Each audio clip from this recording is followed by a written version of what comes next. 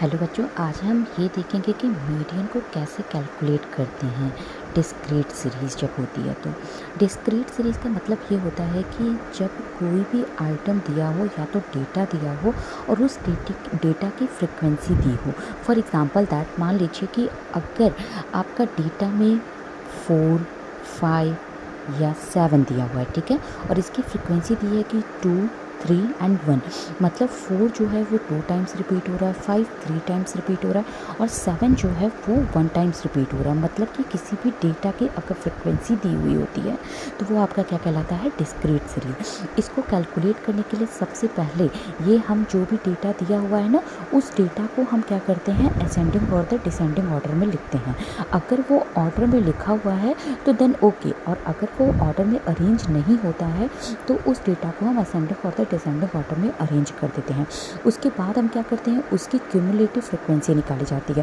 For example that जैसे यहाँ पे फ्रिक्वेंसी हमने लिखा ना कि ये इसकी फ्रिक्वेंसी इतनी है, इसकी इतनी है, तो वैसे क्यूमुलेटिव फ्रिक्वेंसी का मतलब ये होता है जैसे ये जो फ्रिक्वेंसी है उसको हम क्या करते हैं, ऐड करते जाते हैं। जैसे यहाँ पे 2 है तो 2 फर्स्ट जो होता है उसको एज इट इज़ लिखते हैं, उसके बाद हम नंबर को ऐड करते जाते हैं। जैसे यहाँ पे 2 लिखा है, 2 + 3 ये आपका कितना हो जाएगा, 5 + 1 ये आपका कितना हो जाएगा, 6। मतलब जो फ्रिक्वेंसी होती है उस फ्रिक्वेंसी को हम ऐड करते जाएंगे, वो आपकी क्यूमुलेटिव फ्रिक्वेंसी होती है।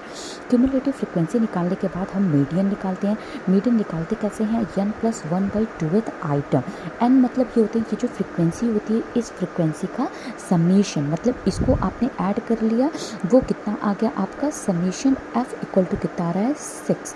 तो ये आपकी क्या होती है, यहाँ पे हम 6 लिख देंगे + 1/2th आइटम, ठीक है।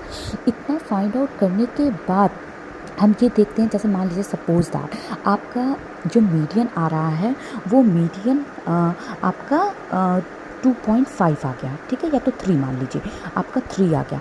तो यहाँ पे हम क्या देखेंगे, क्यूमुलेटिव फ्रिक्वेंसी में कहीं पे भी हमारा 3 तो दिख नहीं रहा है, तो 3 से बड़ा वैल्यू मतलब 3th आइटम आ गया।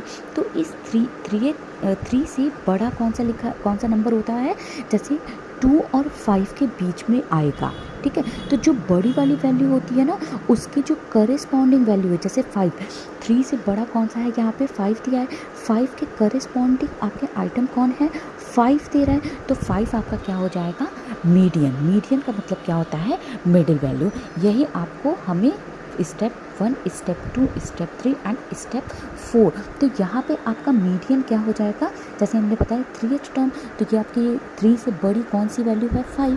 5 के करस्पॉन्डिंग आपका क्या लिखा हुआ है, x में 5, तो यहाँ पे मीडियन क्या हो जाएगा आपका 5 आपका मिडिल वैल्यू होगा, ठीक है। आंसर।